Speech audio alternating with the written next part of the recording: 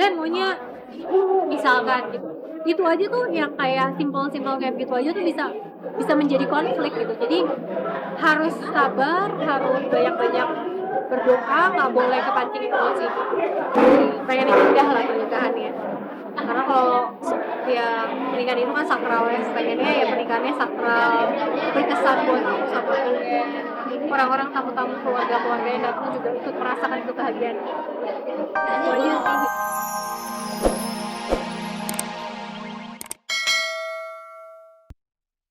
Halo selamat siang pemirsa, bagaimana kabar Anda hari ini? Seperti biasa selama 30 menit ke depan, saya Libra Akila akan menemani Anda untuk mengungkap fakta dan realita lewat mata kamera hanya di Celeb on Cam. Oh my god.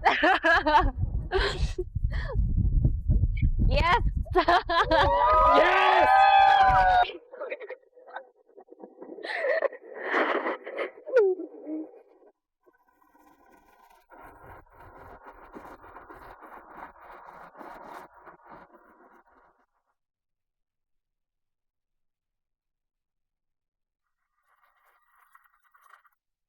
Kepastian cinta Chelsea Olivia dan Glenn Alinsky untuk maju ke altar pernikahan nampaknya mendekati kenyataan. Setidaknya inilah yang dibocorkan oleh Raffi Ahmad yang tak lain adalah sahabat dekat Chelsea dan Glenn. Dalam celutukannya itu, suami Nagita Slavina ini menyebut jika 20 Januari mendatang dipilih pasangan ini sebagai tanggal penyatuan cinta mereka.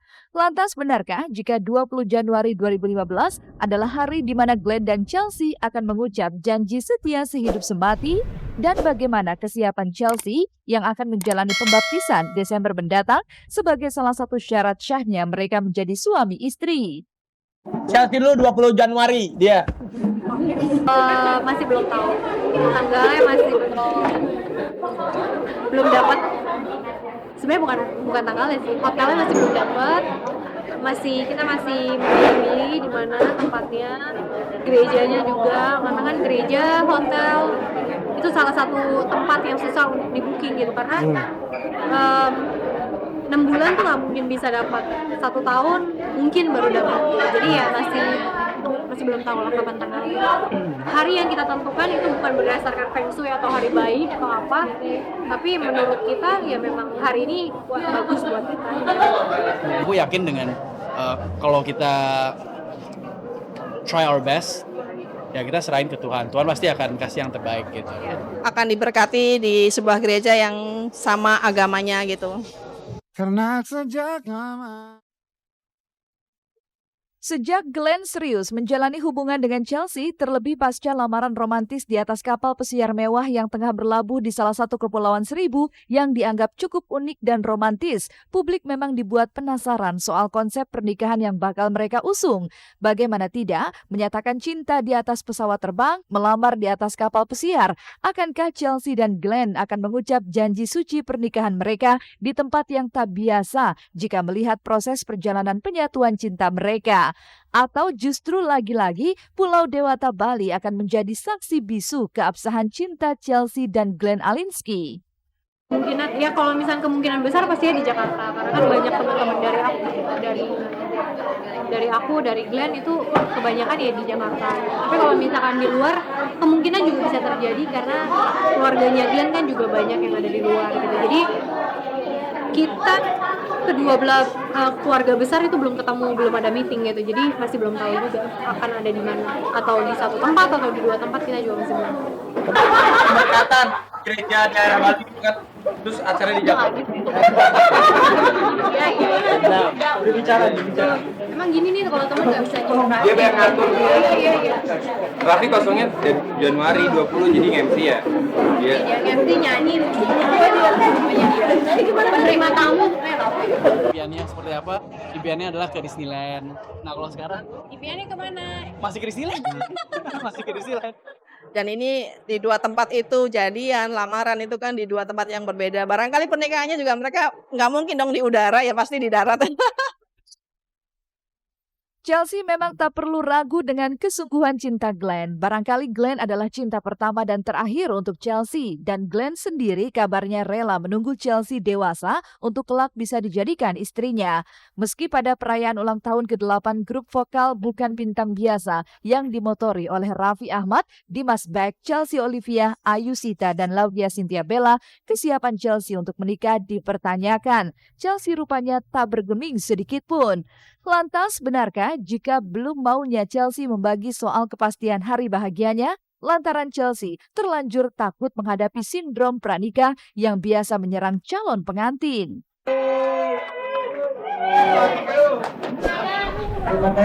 Sih makin dewasa. Chelsea udah siap, benar. Ya. Tahun depan deh. Dim, udahlah Dim, relain aja. Juga ya abis juga lama-lama. Apa yang membuat saya yakin ya, karena kan ini udah 7 tahun. Jelek, baik, buruknya Glenn itu udah aku tahu. Jadi begitu juga dengan Glenn, dia udah tahu aku aslinya tuh seperti apa, orangnya tuh gimana. Jadi yang membuat aku yakin ya semuanya proses yang pastinya. Itu yang kita takutin gitu. Itu yang kita takutin, kayak banyak banget yang bilang kayak banyak berdoa sebelum menikah, karena kan ini adalah sesuatu yang sakral, sesuatu yang ibadah juga buat kita. Pernikahan itu kan ibadah ya gitu. Jadi kayak mungkin banyak juga hal-hal yang buruk, hal-hal negatif juga nggak suka dengan pernikahan ini gitu. Jadi harus banyak-banyak berdoa, emosi juga harus dijaga. Apalagi dengan mempersiapkan pernikahan ini kan, mungkin aku maunya pink, Glenn maunya misalkan gitu. Itu aja tuh yang kayak simpel-simpel kayak gitu aja tuh bisa menjadi konflik gitu. Jadi harus sabar, harus banyak-banyak berdoa, nggak boleh kepancing emosi. Pengen indah lah pernikahannya. Karena kalau ya pernikahan itu kan sakral ya, pengennya ya pernikahannya sakral, berkesan buat aku sama kalian. Orang-orang tamu-tamu keluarga-keluarga yang datang juga ikut merasakan kebahagiaan. Itu aja sih.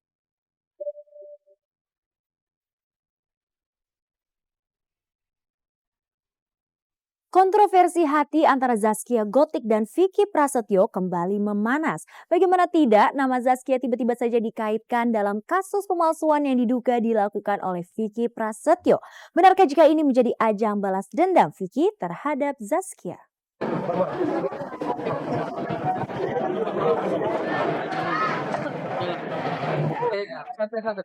Bukan teroris, oh bukan pembunuh, santai aja, ya, santai aja. Ya.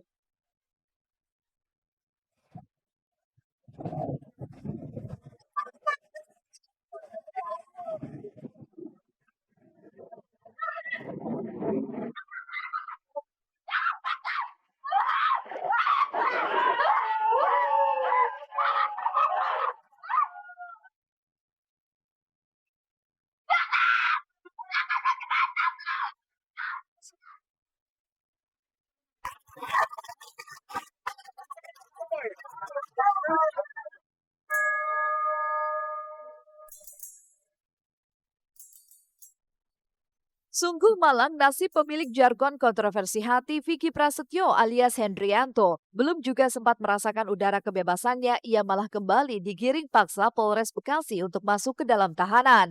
Namun masuknya Vicky ke dalam tahanan justru menyeret nama mantan tunangannya Zaskia Gotik. Bagaimana tidak, Zaskia dianggap telah menerima mobil mewah yang dipakainya hingga saat ini, di mana uang yang digunakan untuk membeli mobil tersebut diduga hasil dari tindak kejahatan Vicky Prasetyo.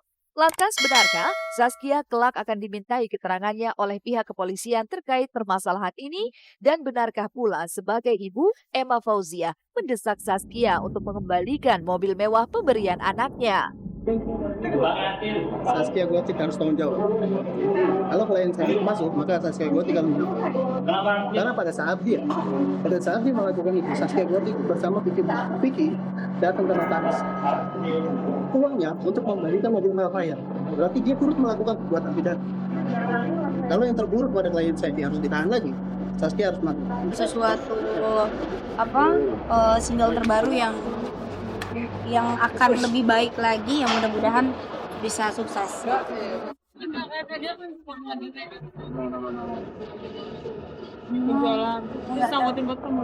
Iya katanya terbayar. Kan orangnya prinsip ya. Kalau memang lo udah nggak suka, kembaliin dong barangnya. Nah itu yang tahu persis Vicky. Karena kan Vicky yang transaksi. Iya nggak? Vicky lah yang tahu persis atau bener atau enggak. Karena saya juga nggak tahu, nggak lihat uangnya, nggak lihat transaksinya. Jadi saya nggak bisa komentar yang semudah itu. Terseretnya nama Zaskia dalam persoalan hukum mantan tunangannya kabarnya membuat keluarga besar Zaskia meradang dan tak habis pikir. Bagaimana tidak, belum sembuh